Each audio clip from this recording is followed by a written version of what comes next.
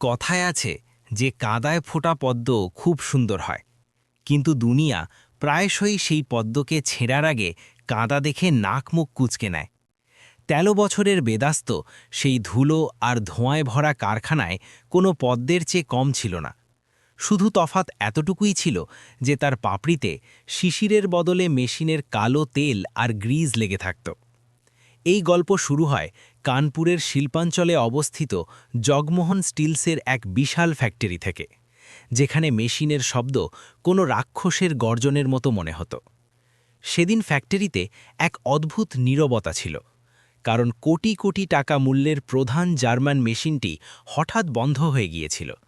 বড় বড় ইঞ্জিনিয়াররা ঘাম মুছছিলেন, কপালে ভাঁজ নিয়ে তার আর সার্কিটগুলোর দিকে এমনভাবে তাকিয়েছিলেন যেন সেগুলো কোনো বিদেশি ভাষা।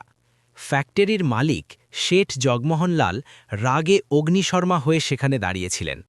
তার প্রতিটি শব্দ কর্মচারীদের ওপর চাবুকের মতো বর্ষিত হচ্ছিল। লক্ষ লক্ষ টাকা বেতন দিই তোমাদের সবাইকে, আর একটা মেশিন ঠিক করতে পারছো না? যদি আজ প্রোডাকশন বন্ধ থাকে তবে তোমরা সবাই পথে বসে যাবে। কুনায় দাঁড়িয়ে থাকা রোগা পাতলা বেদাস্ত, যার জামা কাপড় ছেঁড়া ছিল এবং পায়ে চটি পর্যন্ত ছিল না, সব দেখছিল। সে সেখানে শুধু পরিষ্কার পরিচ্ছন্নতা আর চা আনার কাজ করত, কিন্তু তার চোখে ভয় নয়, বরং মেশিনের প্রতি এক অদ্ভুত কৌতূহল ছিল। যখন সবাই হার মেনে নিয়েছিল, বেদাস্ত ধীরে ধীরে এগিয়ে এলো। তার কণ্ঠস্বর সরু কিন্তু স্পষ্ট ছিল, মালিক, আমি কি একবার দেখব? সেখানে উপস্থিত ইঞ্জিনিয়াররা হেসে উঠলেন। শেঠ জগমোহন অবজ্ঞার দৃষ্টিতে সেই নোংরা ছেলেটির দিকে তাকালেন। তুই একটা চাওয়ালা ছোকরা, এখন মেশিন ঠিক করবি? যা, নিজের কাজ কর। কিন্তু বেদাস্ত নিজের জায়গা থেকে নড়ল না। সে মেশিনের গিয়ার বক্সের কাছে গিয়ে কান পাতল, যেমন কোনো ডাক্তার রোগীর হৃৎস্পন্দন শোনেন। সে তার পকেট থেকে একটা পুরনো স্ক্রুড্রাইভার বের করল এবং মেশিনের ভেতরে একটা সামান্য ভালভ টাইট করে দিল। পরের মুহূর্তেই শেঠ জগমোহনের চিৎকার করার আগেই মেশিন ঘর ঘর করে চালু হয়ে গেল। সবার হাসি আর শেঠের রাগ দুই মেশিনের শব্দে চাপা পড়ে গেল। শেঠ জগমোহনের ব্যবসায়ী চোখ সঙ্গে সঙ্গে বুঝে গেল যে এই ছেলেটি সাধারণ নয়। তিনি সেই বাচ্চার মধ্যে মানুষ নয়, বরং ভবিষ্যতের এমন এক যন্ত্রাংশ দেখতে পেলেন যা তাকে কোটি কোটি টাকা কামিয়ে দিতে পারে। তিনি বেদাস্তের কাছে গেলেন, কিন্তু তার চোখে প্রশংসা নয়, বরং এক অদ্ভুত অহংকার ছিল। তিনি নিজের পকেট থেকে কিছু নোট বের করলেন এবং বেদাস্তের মুখে ছুঁড়ে দেওয়ার বদলে তার হাতে গুঁজে দিয়ে বললেন, তোর মাথায় বুদ্ধি আছে, কিন্তু যোগ্যতা নেই। আমি তোর পড়াশোনার খরচ চালাবো, তোকে বড় ইঞ্জিনিয়ার বানাবো। বেদাস্তের চোখে জেল্লা চলে এলো। তার মনে হলো ভগবান তার কথা শুনেছেন। কিন্তু শেঠ সঙ্গে সঙ্গেই নিজের কথা শেষ করলেন, কিন্তু মনে রাখবি, এটা সাহায্য নয়, বিনিয়োগ। যেদিন তুই ইঞ্জিনিয়ার হয়ে যাবি সেদিন থেকে তুই শুধু আমার জন্যে কাজ করবি, তাও আমার শর্তে। আমি তোকে এই কাদা থেকে বের করছি, তো তোকে সারা জীবন আমার বিশ্বস্ত কুকুর হয়ে থাকতে হবে। শেঠের সুর এমন ছিল যেন তিনি কোনো পশুকে কিনছেন। বেদাস্ত সেই সময় নিজের দারিদ্র্যের বাধ্যবাধকতায় মাথা নত করে হ্যাঁ বলে দিল, কিন্তু সেই শিশুমন ওপর শেঠের অবজ্ঞাপূর্ণ কথাগুলো কোনো গভীর ক্ষতের মতো ছাপ ফেলে দিল। সে জানত না যে উপকারের যে বোঝা তার ওপর চাপিয়ে দেওয়া হচ্ছে তা আসলে এক বিশাল ষড়যন্ত্রের শুরু ছিল। শেঠ জগমোহন জানতেন না যে আজ তিনি যে স্ফুলিঙ্গকে নিজের মুঠোয় বন্দী করার চেষ্টা করেছেন, কাল তাই তার সাম্রাজ্যকে পুড়িয়ে ছাই করে দেবে। সময়ের চাকা নিজের গতিতে ঘুরতে থাকল এবং দেখতে দেখতে ১৫ বছর কেটে গেল। সেই নোংরা অগোছালো বেদাস্ত এখন একজন সুশ্রী এবং শিক্ষিত যুবক হয়ে উঠেছে। শহরের সবথেকে নামী ইঞ্জিনিয়ারিং কলেজ থেকে গোল্ড মেডেল হাসিল করে যখন সে জগমোহন স্টিলসের আলিশান দপ্তরে দাখিল হল, তখন তার হাঁটাচলায় এক গগনচুম্বী আত্মবিশ্বাস ছিল। সে যে স্যুট পরেছিল তা দামি ছিল না, কিন্তু যে পরিপাটি করে সে ওটা পরেছিল তাতে তাকে কোনো বড় সাহেবের চেয়ে কম মনে হচ্ছিল না। শেঠ জগমোহন নিজের ঘূর্ণায়মান চেয়ারে বসে সিগার খাচ্ছিলেন। বেদাস্তকে দেখে তার মুখে এক কুটিল হাসি ফুটে উঠল। তিনি বেদাস্তের সাফল্যে খুশি ছিলেন না, বরং নিজের সম্পদ তৈরি হওয়ার সন্তুষ্টি ছিল। সাব্বাস বেদাস্ত, জগমোহন ধোঁয়া ছাড়তে ছাড়তে বললেন। আমি যে ঘোড়ার ওপর বাজি ধরেছিলাম সে রেস জেতার জন্য তৈরি। এবার সময় এসেছে যে তুমি আমার ঋণ মেটাও আর আমার হুকুম পালন করো। তখনই কেবিনের দরজা সজোরে খুলল আর সেখানে দিগ্বিজয় প্রবেশ করল। দিগ্বিজয় শেঠ জগমোহনের একমাত্র ছেলে, যে লন্ডন থেকে পড়ে এসেছিল ঠিকই, কিন্তু যার মেশিনের কারিগরি জ্ঞান এক রত্তিও ছিল না। সে বেদাস্তকে দেখেই জ্বলে পুড়ে গেল। তার সবসময় ভয় ছিল যে পাছে তার বাবা এই রাস্তার ছেলেকে তার থেকে বেশি গুরুত্ব না দিতে শুরু করেন। বেদাস্তের যোগ্যতা দিগ্বিজয়ের অযোগ্যতার ওপর এক চড় ছিল। দিগ্বিজয় বাবার টেবিলে হাত চাপড়ে বলল, পাপা, আপনি একে হেড অফিসে জায়গা দেওয়ার কথা ভাবছেন? ভুলে যাবেন না যে এ সেই চাওয়ালা যে একসময় আমাদের মেঝেতে মোছা দিত। সিংহের চামড়া পড়লেই গাধা সিংহ হয়ে যায় না। বেদাস্ত চুপ ছিল, তার মুখে কোনো বিরক্তির ছাপ ছিল না। তার এই নীরবতা দিগ্বিজয়কে আরও বিঁধতে লাগল। শেঠ জগমোহন ছেলেকে শান্ত করার চেষ্টা করলেন, কিন্তু দিগ্বিজয় এক চাল চালল। ঠিক আছে, যদি এর এতই যোগ্যতা থাকে তবে একে ইউনিট নাম্বার 9-এর দায়িত্ব দেওয়া হোক। যদি এ সেই আস্তাকুরকে চালিয়ে দেখাতে পারে তবে আমি মেনে নেব যে এ আমাদের মাঝে বসার যোগ্য। ইউনিট নাম্বার 9-এর নাম শুনেই শেঠ জগমোহনও চমকে গেলেন। ওটা ফ্যাক্টরির সবথেকে পুরনো আর বরবাদ অংশ ছিল। ওখানকার মেশিনগুলোতে জং ধরে গিয়েছিল। শ্রমিকরা ধর্মঘট করত, আর গত 3 বছর ধরে সেখানে উৎপাদন শূন্য ছিল। ওটা আসলে এক সাজা ছিল, যেখানে কাউকে পাঠানোর মানে ছিল তার কেরিয়ার খতম করা। শেঠ জগমোহন কিছু বলতেন, তার আগেই বেদাস্ত শান্তভাবে বলল, আমার মঞ্জুর, আমি ইউনিট 9-এর দায়িত্ব নিতে তৈরি। দিগ্বিজয় জোরে হাসল। পাগলামি, ওখানে গিয়ে তুমি নিজেই পদত্যাগ দিয়ে পালিয়ে আসবে। ওখানে মেশিন নয়, শুধু মাকড়সার জাল আর দেনা আছে। সে বেদাস্তের কাছে গিয়ে তার চোখে চোখ রেখে ফিসফিস করে বলল, তোকে তোর যোগ্যতা মনে করিয়ে দেওয়ার জন্য ওই জায়গার নরকের চেয়েও জঘন্য। তৈরি হয়ে যা নিজের হারের জন্য। বেদাস্ত এক গভীর শ্বাস নিল। সে জানত যে এটা তাকে নিচু দেখানোর, তাকে ভেঙে ফেলার এক ষড়যন্ত্র। কিন্তু দিগ্বিজয় এটা জানত না যে বেদাস্ত ছোটবেলা থেকেই ভাঙা জিনিস জোড়া দিতে শিখেছে। সে ফাইল তুলে নিল এবং কোনো উত্তর না দিয়ে সেখান থেকে বেরিয়ে গেল। কিন্তু যাওয়ার সময় তার পিঠ বলে দিচ্ছিল যে সে সেখানে হার মানতে নয়, বরং এক নতুন ইতিহাস লিখতে যাচ্ছে। সে জানত না যে ইউনিট 9-এর ওই পুরনো দেওয়ালগুলো নিজের ভেতরে তার অতীতের এমন এক ভয়ানক সত্য লুকিয়ে রেখেছে যা খুব শিগগিরই বাইরে আসতে চলেছিল। ইউনিট নম্বর 9, যেমনটা দিগ্বিজয় বলেছিল, কোনো কারখানার চেয়ে লোহার কবরস্থান বেশি মনে হচ্ছিল। চারদিকে জং ধরা মেশিন পড়েছিল, ছাদ দিয়ে রোদের বদলে বৃষ্টির জল পড়ত, আর শ্রমিকরা কাজ করার বদলে তাস খেলছিল। যখন বেদাস্ত সেখানে পা রাখল, তখন শ্রমিকরা তাকে আরেকজন নতুন অনভিজ্ঞ সাহেব ভেবে অবজ্ঞা করল।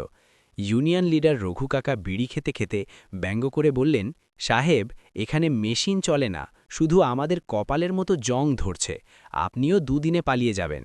বেদাস্ত রঘু কাকার কথায় কিছু মনে করল না। সে তার কোট খুলল, টাই ঢিলে করল আর আস্তিন গুটিয়ে নিল। আমি এখানে হুকুম চলাতে নয়, তোমাদের সাথে ঘাম ঝরাতে এসেছি কাকা, বেদাস্ত বলল, এবং সোজা সবথেকে খারাপ হয়ে পড়ে থাকা চুল্লির কাছে গিয়ে পৌঁছল। যে বয়লার ঠিক করার জন্য বাইরে থেকে ইঞ্জিনিয়ার ডাকার কথা হচ্ছিল, বেদাস্ত সেটা নিজেই খোলা শুরু করে দিল। এটা দেখে শ্রমিকরা অবাক হয়ে গেল। যে হাত কলম চালানোর জন্য তৈরি হয়েছিল সেগুলো গ্রিস আর কালিতে মাখামাখি হয়ে গিয়েছিল। বেদাস্ত দিনকে দিন আর রাতকে রাত মনে করল না। সে শ্রমিকদের সাথেই খাবার খেত আর ওখানেই মেঝেতে শুয়ে পড়ত। তার পরিশ্রম আর প্রযুক্তিগত জ্ঞান ধীরে ধীরে শ্রমিকদের ভেতরে নিভে যাওয়া আশার স্ফুলিঙ্গকে আবার হাওয়া দিল। 6 মাস কেটে গেল। হেড অফিসে বোর্ড মিটিং চলছিল। দিগ্বিজয় মুখে বিজয়ের হাসি নিয়ে বসেছিল। তার বিশ্বাস ছিল যে আজ বেদাস্তের পদত্যাগপত্র আসবে। সে ব্যঙ্গ করে জিজ্ঞেস করল, তো পিতাজি, ওই ইউনিট 9-এর শেষকৃত্য কবে করতে হবে? কত লোকসান হলো এবার? তখনই বেদাস্ত মিটিং রুমে প্রবেশ করল। তার হাতে একটা ফাইল ছিল। সে শান্তভাবে ফাইলটি টেবিলের ওপর সরিয়ে দিল। দিগ্বিজয়ের হাসতে হাসতে ফাইল খুলল, কিন্তু পরের মুহূর্তেই তার মুখের রং উড়ে গেল। পরিসংখ্যানগুলো চিৎকার করে বলছিল যে ইউনিট 9 গত 10 বছরের রেকর্ড ভেঙে দিয়েছে। শুধু উৎপাদন শুরু হয়নি, বরং বেদাস্ত ভাঙাচোড়া মেশিনগুলোতে এমন উন্নতি এনেছে যে সেগুলো নতুন মেশিনের চেয়েও ভালো কাজ করছিল। মুনাফা আকাশ ছুঁচ্ছিল। পুরো বোর্ডরুমে নিস্তব্ধতা ছেয়ে গেল। তারপর করতালির শব্দে ফেটে পড়ল ঘর।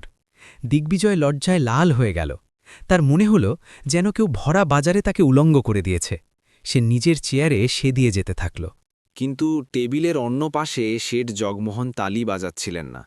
তার চোখে এখন সেই পুরনো অহংকার নয়, বরং এক নতুন ভয় ভাসছিল। জগমোহন দেখছিলেন যে বেদাস্ত এখন শুধু একজন যোগ্য ইঞ্জিনিয়ার নয়, সে একজন লিডার হয়ে উঠেছে।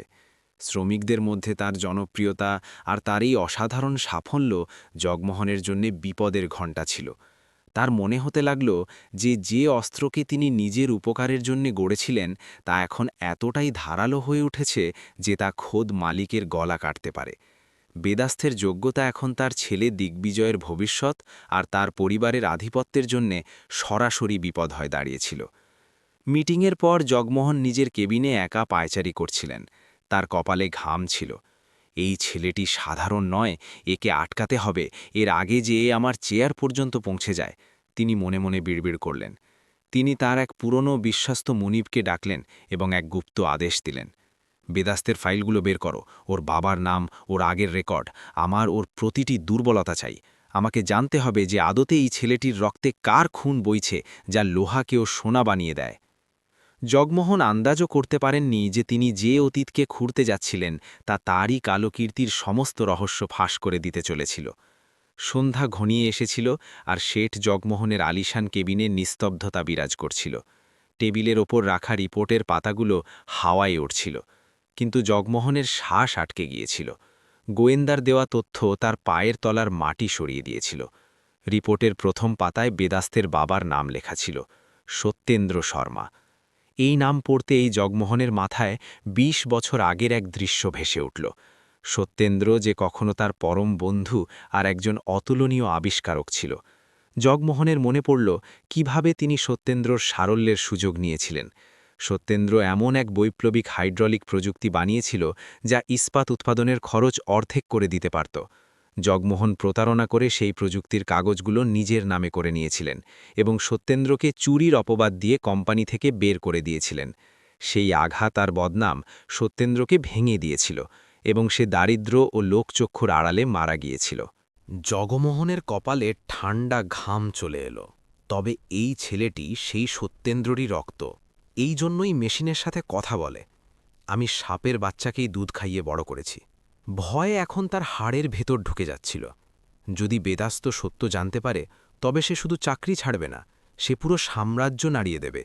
অন্যদিকে ভাগ্য নিজের আলাদা খেলা খেলছিল। সেই রাতেই ইউনিট 9-এর পুরনো রেকর্ডরুম পরিষ্কার করার সময় বেদাস্তের নজর এক জংধারা লোহার আলমারির ওপর পড়ল, যা দেওয়ালে গেঁথে দেওয়া হয়েছিল। শ্রমিকরা দেওয়াল ভাঙতেই ভেতর থেকে এক পুরনো ধুলোভরা বাক্স পাওয়া গেল। বেদাস্ত সেটা খুলতেই তাতে পুরনো ফাইলের স্তূপ দেখতে পেল।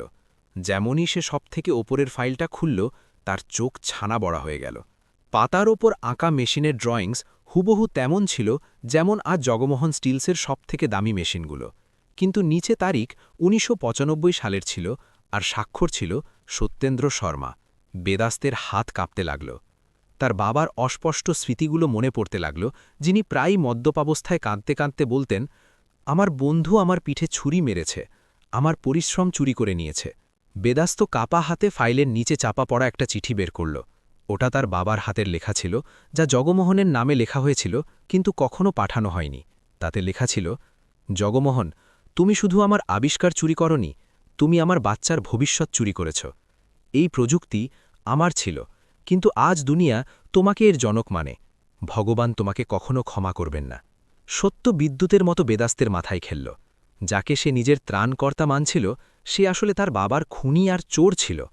শেঠ জগমোহন তাকে পড়াশোনা করিয়েছিলেন এই জন্য নয় যে তিনি দয়ালু ছিলেন, বরং এই জন্য কারণ তিনি নিজের কালো কাজগুলোর ওপর পর্দা দিতে চেয়েছিলেন। অথবা হয়তো তার ভয় ছিল যে সত্যেন্দ্রর ছেলে অন্য কোথাও গিয়ে তার গোপন কথা ফাঁস না করে দেয়। বেদাস্তের চোখ দিয়ে জল গড়িয়ে পড়ল। কিন্তু এটা দুঃখের নয়, প্রতিশোধের আগুনের জল ছিল। যে কারখানা সে নিজের পরিশ্রমে দাঁড় করিয়েছে তা আসলে তার বাবারই উত্তরাধিকার ছিল। সে ফাইলটিকে নিজের বুকে জড়িয়ে নিল এবং অন্ধকারে জলজল করা ফ্যাক্টরির চিমনিগুলোর দিকে তাকাল। তুমি আমার বাবার থেকে সবকিছু কেড়ে নিয়েছিলে শেঠ জগমোহন। বেদাস্তের কণ্ঠে এক বিপজ্জনক নীরবতা ছিল। এবার আমি তোমার থেকে সবকিছু ফেরত নেব, সুদে আসলে। পরদিন সকালের সূর্য জগমোহনের সাম্রাজ্যের উপর গ্রহণ হয়ে উদিত হল। রাতভর অস্থিরতার পর জগমোহন সিদ্ধান্ত নিয়েছিলেন যে তিনি বেদাস্তকে কোনো সুযোগ দেবেন না। যেমনই বেদাস্ত অফিসে পৌঁছল, তাকে সঙ্গে সঙ্গে কনফারেন্স রুমে ডাকা হল। সেখানে জগমোহন আর দিগ্বিজয় আগে থেকেই মজুদ ছিলেন, আর তাদের সাথে নিরাপত্তা রক্ষীরাও দাঁড়িয়েছিল। দিগ্বিজয় নিজের চেয়ারে দুলতে দুলতে বলল, বেদাস্ত, তোমার খেলা শেষ। ইউনিট 9-এ তুমি যা করেছ তা ঠিক ছিল, কিন্তু আমরা খবর পেয়েছি যে তুমি কোম্পানির বিরুদ্ধে ষড়যন্ত্র করছ। তোমাকে এখনই এই মুহূর্তে চাকরি থেকে বরখাস্ত করা হচ্ছে। Get out. জগমোহনের চোখে এক ক্রুড জেল্লা ছিল। তার মনে হলো যেন সাপের মাথা থেতলে দেওয়া হয়েছে। কিন্তু বেদাস্ত নিজের জায়গা থেকে নড়ল না। তার মুখে না ছিল ভয় আর না ছিল চাকরি যাওয়ার দুঃখ। সে ধীরে ধীরে তার ব্রিফকেস খুলল এবং এক আইনি নোটিশ বের করে টেবিলের উপর রেখে দিল। আপনি আমাকে চাকরি থেকে বের করতে পারেন না, শেঠ জগমোহন। বেদাস্তের কণ্ঠস্বর পুরো ঘরে প্রতিধ্বনিত হল। কারণ কোনো কর্মচারী নিজের মালিককে বের করতে পারে না, কিন্তু আসল মালিক নিজের সম্পত্তি ফেরত চাইতে অবশ্যই পারে। জগমোহন আর দিগ্বিজয় হতভম্ব হয়ে গেলেন। কি আজে বাজে বকছ এসব? জগমোহন চিৎকার করলেন। বেদাস্ত আরেকটা ফাইল টেবিলের উপর আছড়ে ফেলল। এটা আমার বাবা সত্যেন্দ্র শর্মার অরিজিনাল ব্লুপ্রিন্টসের কপি। যে হাইড্রোলিক সিস্টেমের জোরে আপনি এই কোটি কোটি টাকার সাম্রাজ্য গড়ে তুলেছেন, তার পেটেন্ট আমার বাবা ১৯৯৫ সালেই রেজিস্টার করিয়ে নিয়েছিলেন। কিন্তু আপনি ঘুষ দিয়ে সেটা ফাইলগুলোর তলায় চাপা দিয়ে দিয়েছিলেন। কিন্তু আপনি এটা ভুলে গেছেন যে আইনের হাত লম্বা হয় আর সত্যের আয়ু দীর্ঘ। জগমোহনের মুখ ফ্যাকাশে হয়ে গেল। তিনি জানতেন যে বেদাস্ত সত্যি বলছে। তিনি কাঁপা হাতে কাগজগুলো তুললেন। তারিখগুলো সাক্ষ্য দিচ্ছিল যে আবিষ্কার সত্যেন্দ্রর ছিল। জগমোহন পরিস্থিতি সামালা দেওয়ার চেষ্টা করলেন। তার স্বর এখন নরম হয়ে এলো। দেখো বাবা, পুরনো কথাকে চাপা থাকতে দাও। আমরা আপোষ করতে পারি। বলো কত টাকা চাই? 10 কোটি, 20 কোটি, সব তোমার। বেদাস্তের চোখে আগুন জ্বলে উঠল। দাম তো চোকাতেই হবে জগমোহন, কিন্তু টাকা দিয়ে নয়। আমার বাবা যে অপমান আর দারিদ্র্য সহ্য করেছেন তার দাম আপনি আপনার দৌলত দিয়ে মেটাতে পারবেন না। আমি কোর্টে কেস ফাইল করে দিয়েছি আর মিডিয়াকে সমস্ত প্রমাণ পাঠিয়ে দিয়েছি।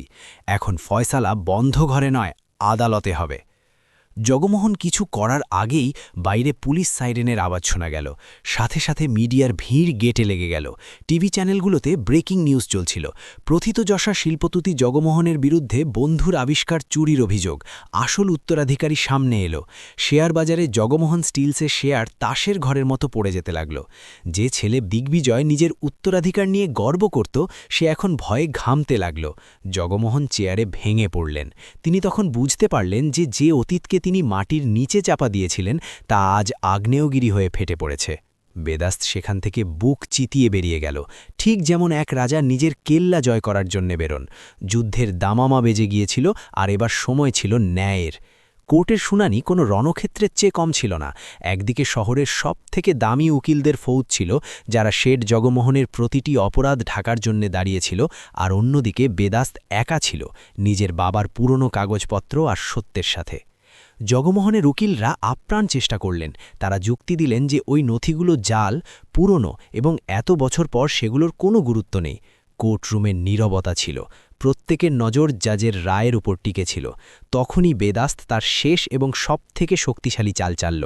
সে জাজ সাহেবের অনুমতি নিয়ে একটা পুরনো ডায়েরি পেশ করল, যা সে ওই বাক্সের মধ্যেই পেয়েছিল। এটা তার বাবার প্রযুক্তিগত ডায়েরি ছিল। বেদাস্ত ভরা আদালতে বলল, মাই লর্ড, যদি এই প্রযুক্তি জগমোহনজির হয় তবে তিনি বলুন যে প্রধান মেশিনের হাইড্রোলিক ভালভে SS-95 কোডের মানে কি।